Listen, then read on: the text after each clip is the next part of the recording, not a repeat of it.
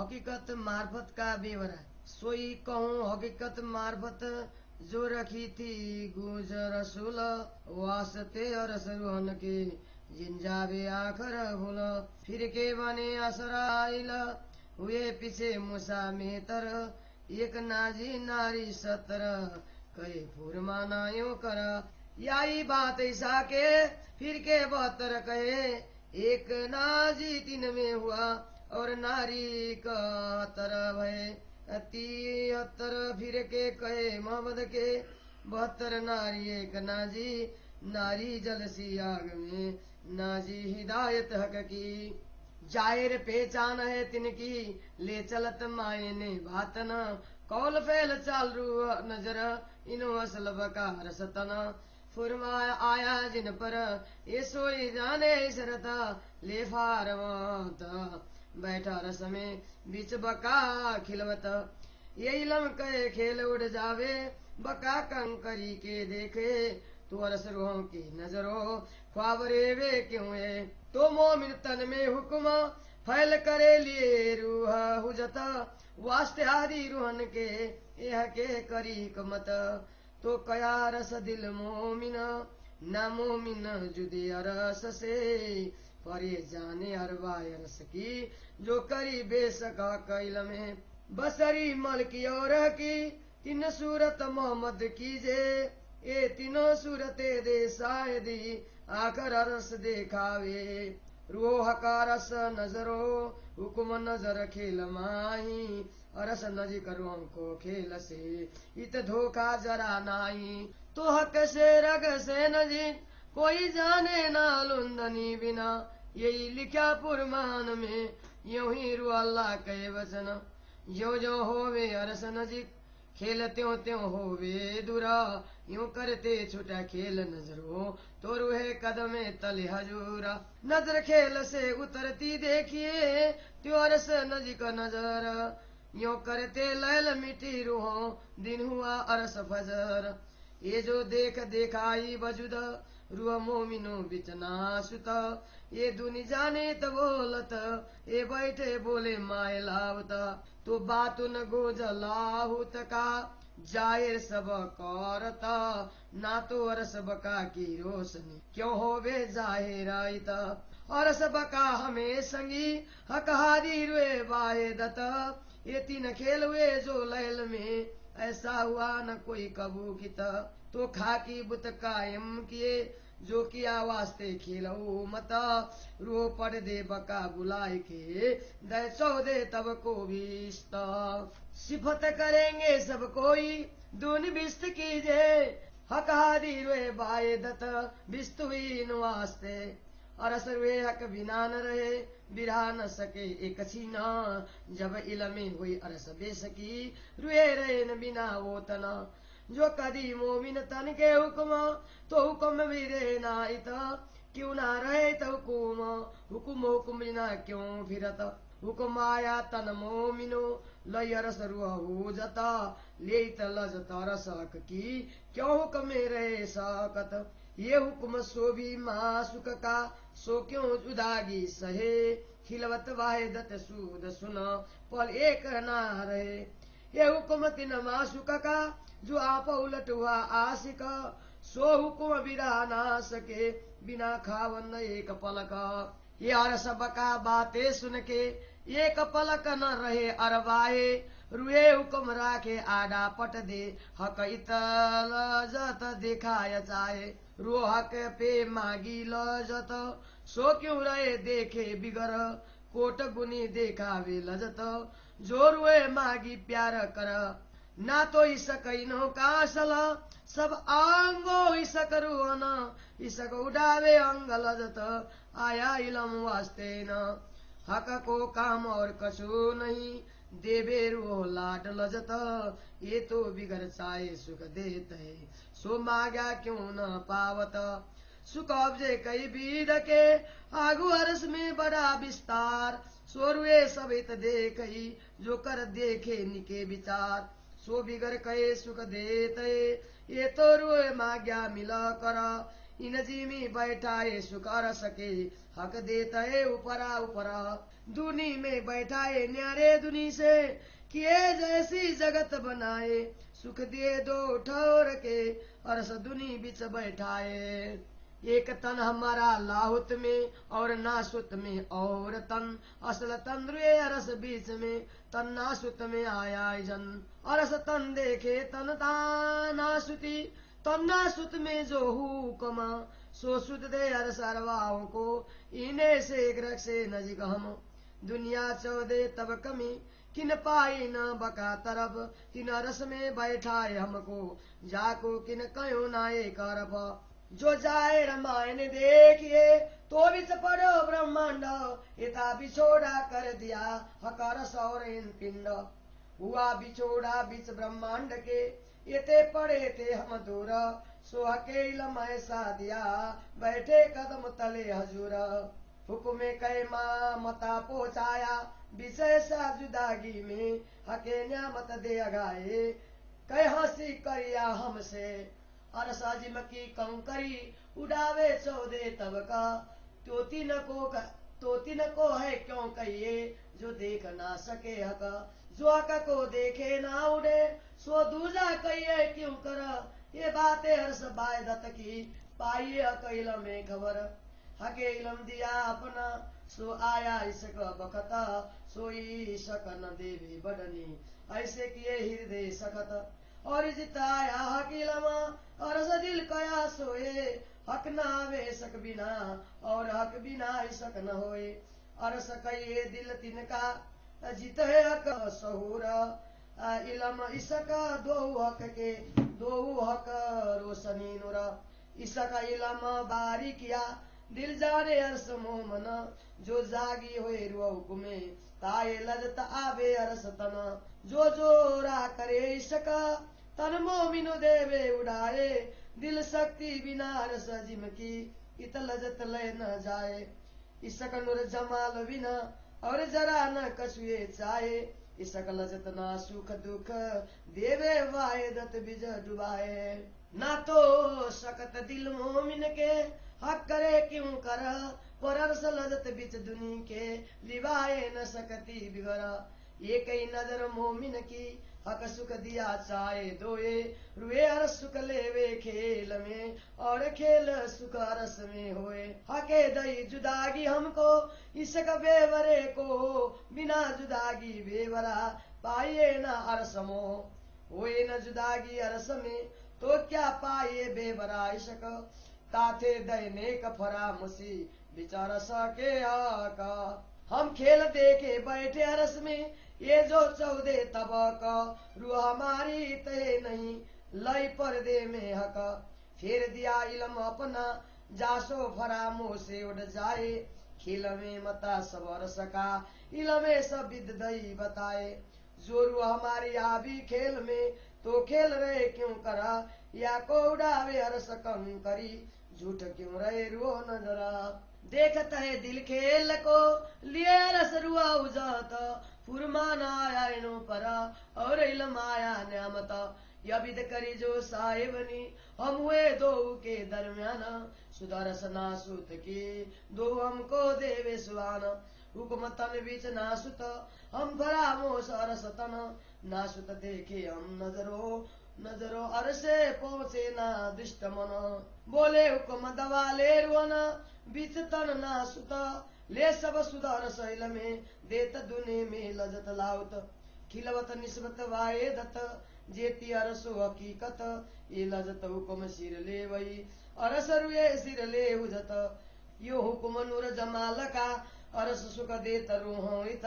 चुनत न्यामत की रूहे हुक्म पहुंचावत कई सुख ले हक के खेले में फिर हुक्म पहुंचावे खिलवता कई अनहोनी कर सुख दे हुक्म जाना का निशावत कई विध के सुख हुक्मे दो तरफ आड़ा पट दे अरस दुनी बिच रूहों को दिए सुख दो तरफों के ये झूठ न आवे अरस में ना कसुर रूहों नजर ताते दो काम विद हकीकी हिकमत कर जेती अरवाए अरस की हक शेरे गसे नजिकति न दे कुंजी अरस पट खोलिया हादी किन सब रोशन इलम लुंदनी पाई के अरस रुए हुई बेसक जगाए खड़ी किनारस में बिच खिलवता साखी अग या तो खड़ी रहे रुआ खिलवते या तो देवे और तवाफ और जजुए अरस में ये तो इन विधि हो रहे सफा और जजुए अरस में तो इन विधि हो रहे साफ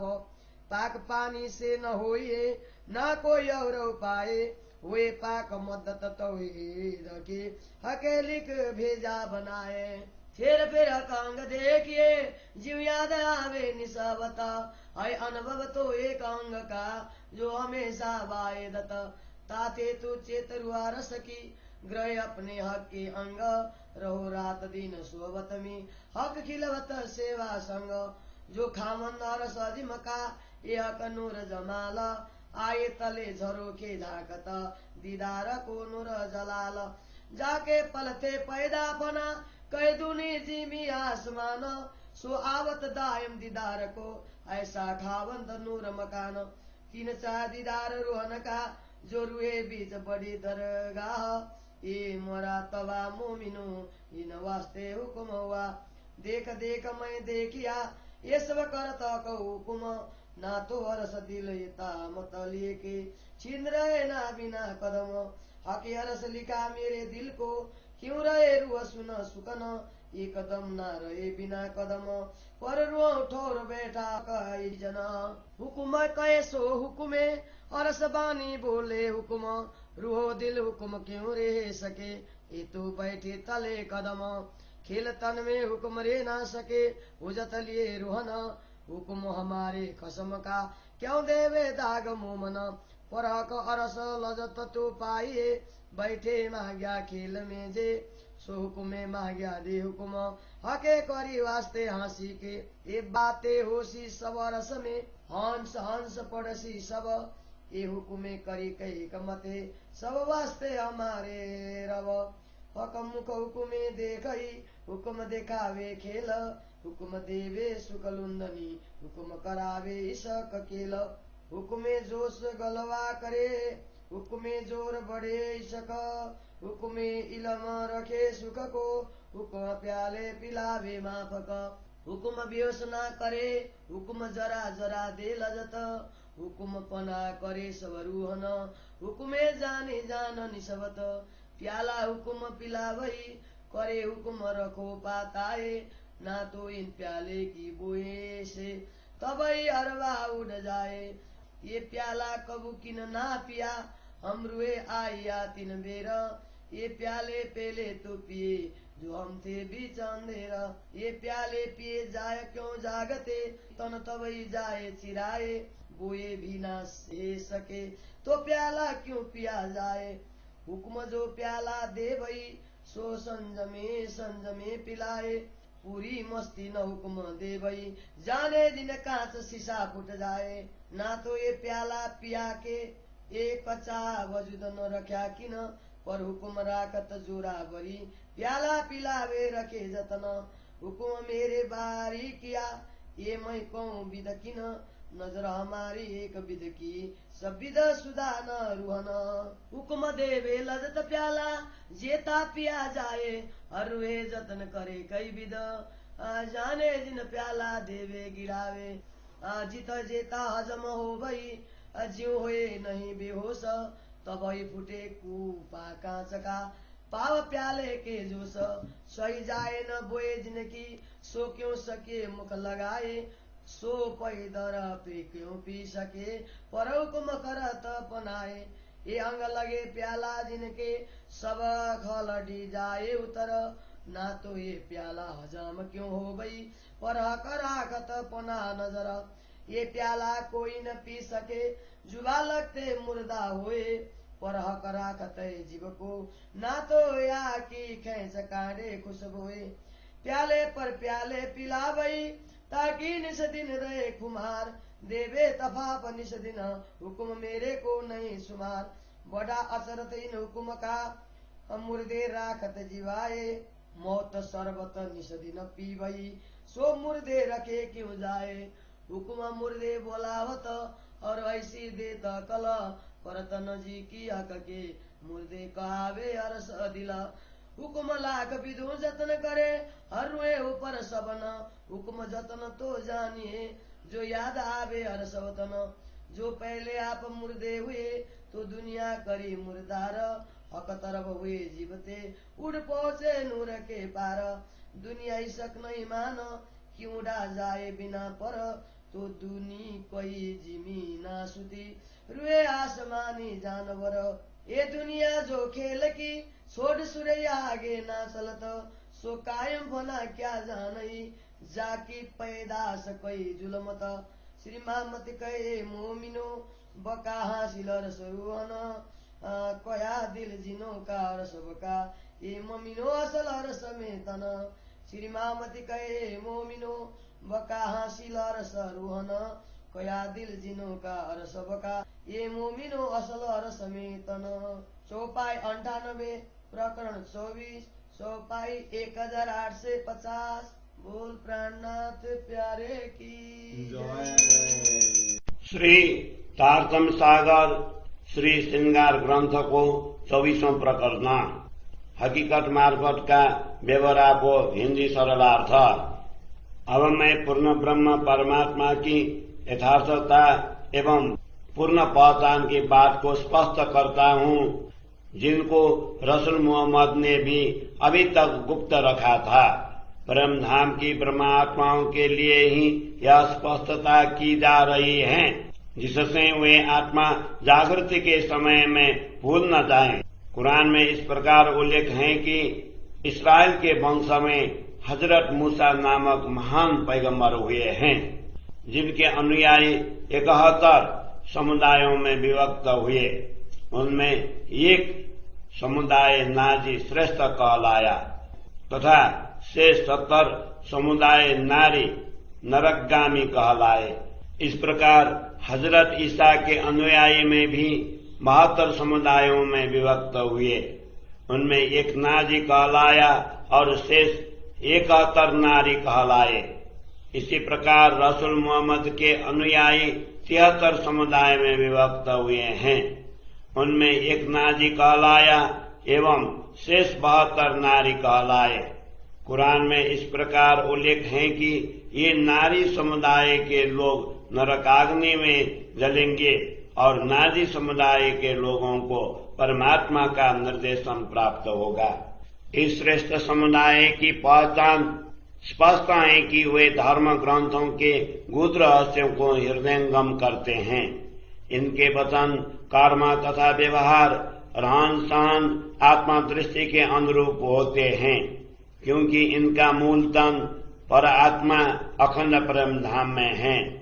वस्तुतः कुरान का ज्ञान जिन लोगों के लिए आया है, वे ही इसमें निर्दिष्ट संकेतों को समझ सकते हैं।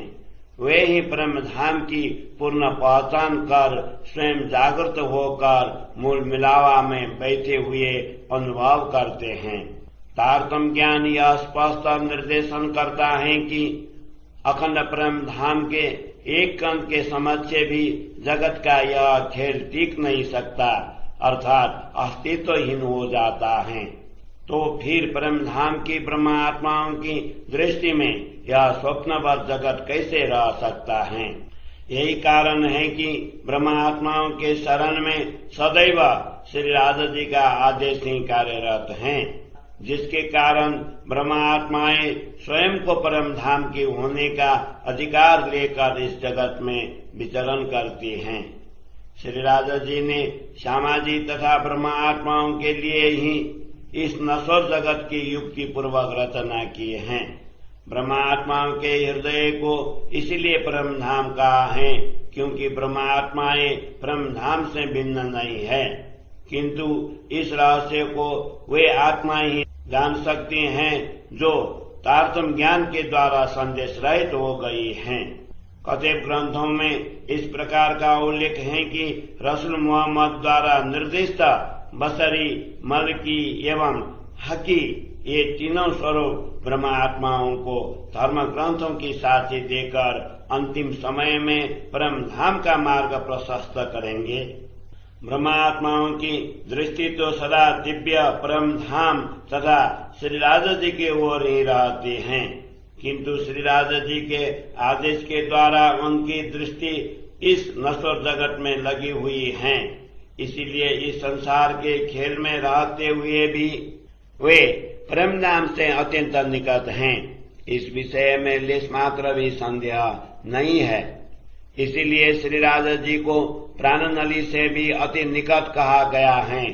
किंतु जागृत बुद्धि के ज्ञान के बिना यह रहस्य स्पष्ट नहीं हो सकता है। पुराण में भी इस प्रकार का उल्लेख है एवं सद्गुरु श्री देवचंद्र जी महाराज ने भी इसी प्रकार उपदेश दिया है। जैसे जैसे आत्मा दृष्टि परम धाम की ओर होती जाती है, वैसे वैसे यह नश्वर खेल दूर होता हुआ दिखाई देता है। ऐसा करते हुए ब्रह्मात्माओं की दृष्टि से यह नश्वर खेल छूट जाएगा एवं ब्रह्मात्माएं स्वयं जागृत होकर श्री राजा जी के चरणों में ही बैठे हुई अनुभव करेंगी। जैसे जैसे इस नश्वर खेल से दृष्टि हटने लगेंगी, वैसे ही दिव्य परम धाम निकट दिखाई देने लगेगा। ऐसा करते हुए ब्रह्मात्माओं की दृष्टि में यह अज्ञानमय रात मिट जाएंगी एवं परम धाम के दिव्य ज्ञान का प्रभात हो जाएगा। इस नश्वर जगत में ब्रह्मात्माओं ने जो शरीर धारण किया हुआ है, संसार के लोग उसी को बोलते हुए देखते हैं, किंतु ब्रह्मात्माएं तो परम धाम में ही बैठी हुई इस शरीर के माध्यम से बोल रही हैं। इसी कारण ब्रह्मात्माएं इस नश्वर जगत में भी परम धाम के गुण रहस्य को प्रकट कर रही हैं। अन्यथा परम धाम का दिव्य आलोक इस नश्वर जगत में कैसे आलोकित हो सकता है। दिव्य परम धाम में श्री राजा जी, श्यामा जी तथा ब्रह्मात्माएं सदैव एकात्मा अद्वैत भाव में हैं। इसी रहस्य को स्पष्ट करने के लिए इस नश्वर जगत में ब्रजरास एवं जागरण के रूप में 3 प्रकार की लीलाएं हुई, जो आज तक कभी भी नहीं हुई थी। जिन ब्रह्मात्माओं के लिए इस नश्वर जगत की रचना की है, उन्हीं के कारण साधारण जीवों को अखंड कर दिया है। इस प्रकार ब्रह्मात्माओं को खेल दिखाकर परम धाम में जागृत किया एवं 14 लोकों के जीवों को अखंड मुक्ति स्थल का सुख प्रदान किया। अब इस नश्वर जगत के जीव भी अखंड मुक्ति स्थल में स्थिर होकर ब्रह्मात्माओं की महिमा का गान करेंगे, क्योंकि इन्हीं ब्रह्मात्माओं के कारण इनको अखंड मुक्ति स्थल प्राप्त हुए हैं। ये ब्रह्मात्माएं दिव्य परम धाम में श्री राजा जी तथा श्यामा जी के साथ सर्वदा एकात्मा भाव में हैं। परम धाम की आत्माएं अपने धनी के बिना नहीं रह सकती हैं, इसलिए वे क्षण मात्र के लिए भी अपने धनी का वियोग सहन नहीं कर सकती। जब तारतम्य ज्ञान के द्वारा उन्हें दिव्य परम धाम की पूर्ण पहचान हो गई है, तो वे जब अपने घर के बिना नश्वर जगत में नहीं रह सकती हैं। यदि ब्रह्मात्माओं के नश्वर शरीर में रहकर श्री राजा जी का आदेश काम कर रहा है, तो वह भी परम धाम की पहचान होने पर नश्वर जगत में नहीं रह सकेगा। किंतु जब तक दूसरा आदेश न हो, तब तक यह कैसे लौट सकता है। वस्तुतः श्री राजा जी का आदेश ही ब्रह्मात्माओं का अधिकार लेकर इस नश्वर शरीर को धारण कर रहा है। इसलिए इस नश्वर जगत में भी श्री राजा जी एवं परम धाम का आनंद प्राप्त करने पर वह यहाँ पर कैसे रह सकेगा। यह आदेश भी प्रियतम धनी श्री राजा जी का है, इसलिए यह उनका वियोग कैसे सहन कर सकता है। यह तो दिव्य परम धाम के एकात्म भाव की शुद्धि प्राप्त कर पल मात्र के लिए भी श्री राजा जी से दूर नहीं हो सकता है। वस्तुतः यह आदेश श्री राजा जी का ही है, जो परमात्माओं का शरीर धारण कर अनुरागी आशिक बन गया है। इसीलिए श्री राजा जी का आदेश अपने प्रियतम धनी के बिना पल मात्र के लिए भी उनका वियोग सहन नहीं कर सकता है। परम धाम के इन गुद रहस्यों को सुनकर ब्रह्मात्माएं पल मात्र के लिए भी इस नश्वर जगत में नहीं रह सकती हैं, किंतु श्री राजा जी के आदेश ने ही मोह का आवरण डालकर उन्हें इन नश्वर जगत के खेल में होने का अनुभव करवाया है। क्योंकि श्री राजा जी इस नश्वर जगत में बैठाकर उन्हें परम धाम के सुखों का अनुभव करवाना चाहते हैं। ब्रह्मात्माओं ने श्री राजा जी से स्वप्नवत जगत के खेल का अनुभव मांगा था, इसलिए वे इस खेल को देखे बिना कैसे रह सकते हैं। ब्रह्मात्माओं ने जिस खेल को प्रेम पूर्वक मांगा है, श्री राजा जी उसके आनंद को करोड़ों गुना बढ़ाकर उन्हें प्रदान कर रहे हैं। अन्यथा ब्रह्मात्माओं का शाश्वत प्रेम है, इनके अंग प्रत्यंगों में वही परिपूर्ण है। वही प्रेम उनको सांसारिक सुखों से विमुख कर देता है, क्योंकि इनके लिए ही जागृत बुद्धि का तारतम्य ज्ञान आया हुआ है। अपनी अंगनाओं को अपार आनंद प्रदान करने के अतिरिक्त श्री राजा जी का अन्य कोई कार्य नहीं है। वे तो बिना मांगे ही सुख प्रदान करते हैं, तो फिर उनसे अनुरोध करने पर क्यों प्राप्त नहीं होगा। परम धाम के विभिन्न प्रकार के सुखों का अनुभव होता है, वहाँ पर अनंत सुखों का विस्तार है।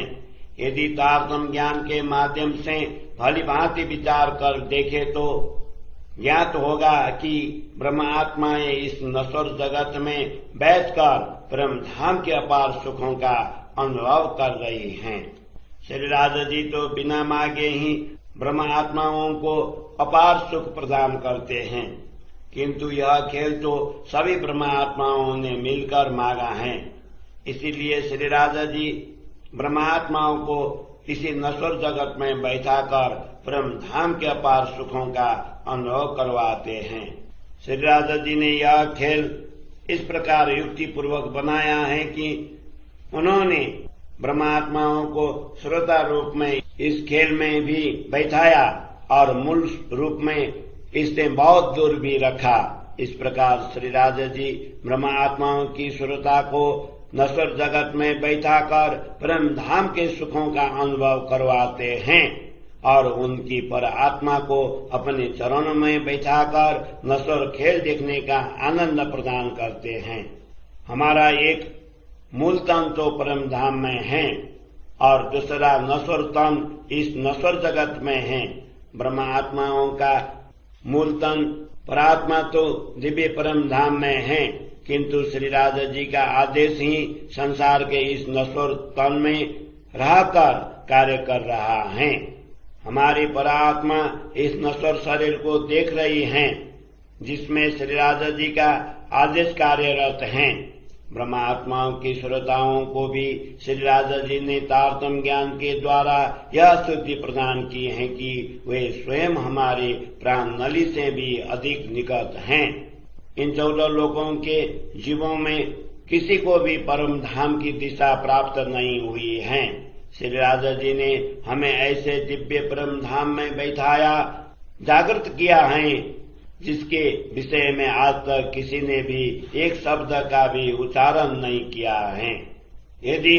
यथार्थ दृष्टि से देखा जाए तो श्री राजा जी एवं हमारे बीच यह ब्रह्मांड ही आवरण रूप बना हुआ है। उन्होंने हमें इतना ही वियोग दिया है कि हमारे और परम धाम के बीच यह नश्वर शरीर ही पर्दा रूप बन गया है। हम श्री राजा जी से बिछुड़कर इस ब्रह्मांड में इतनी दूर आ गया, किंतु उनके द्वारा प्रदत्त तारतम्य ज्ञान ने हमें इस प्रकार जागृत किया कि हम उनके ही चरणों में बैठे हुए अनुभव कर रहे हैं। इस प्रकार वियोग प्रदान करने पर भी श्री राजा जी के आदेश ने हमें परम धाम की अनेक सामग्रियों का अनुभव करवाया है। श्री राजा जी ने अपने अमूल्य निधि प्रदान कर हमारे मनोकामनाएं भी पूर्ण की एवं अनेक प्रकार से हमारा उपवास भी किया। परम धाम के एक कण मात्र के समक्ष भी यह 14 लोकों युक्त ब्रह्मांड अस्तित्वहीन हो जाता है, अतः उसे है अर्थात सत्य कैसे कहा जाए। जो सत्य स्वरूप श्री राजा जी को देख ही नहीं सकता है, श्री राजा जी के दर्शन करने पर जिसका अस्तित्व बना रहता हो उनसे भिन्न कैसे कहा जाए। ये सभी रहस्य परम धाम के एकात्म भाव के हैं। इसकी शुद्धि जागृत बुद्धि के तारतम ज्ञान से ही होती है। श्री राजा जी ने हमें अपना तारतम ज्ञान प्रदान किया है, जिसके द्वारा हम अपने अंतःकरण में प्रेम को अंकुरित कर सकें। किंतु उनके आदेश से हमारे हृदय को इतना कठोर बना दिया है कि उसमें प्रेम की अभिवृद्धि ही नहीं हो रही है। जिन परमात्माओं में यह ब्रह्म ज्ञान अवतरित हुआ है उनको ही धाम हृदय कहा है। प्रेम के बिना श्री राजा जी उनके हृदय में नहीं आ सकते हैं और श्री राजा जी के आए बिना प्रेम भी प्रकट नहीं हो सकता है और श्री राजा जी के आए बिना प्रेम भी प्रकट नहीं हो सकता है। उन्हीं आत्माओं के हृदय को परम धाम कहना चाहिए जिनको तारतम ज्ञान प्राप्त हुआ है। वस्तुतः ज्ञान और प्रेम दोनों ही श्री राजा जी के तेजोमय प्रकाश स्वरूप अमूल्य निधियां हैं। इस प्रकार प्रेम और ज्ञान के गुद रहस्य को ब्रह्म आत्माएं ही जान सकती हैं, जिनका हृदय परम धाम है।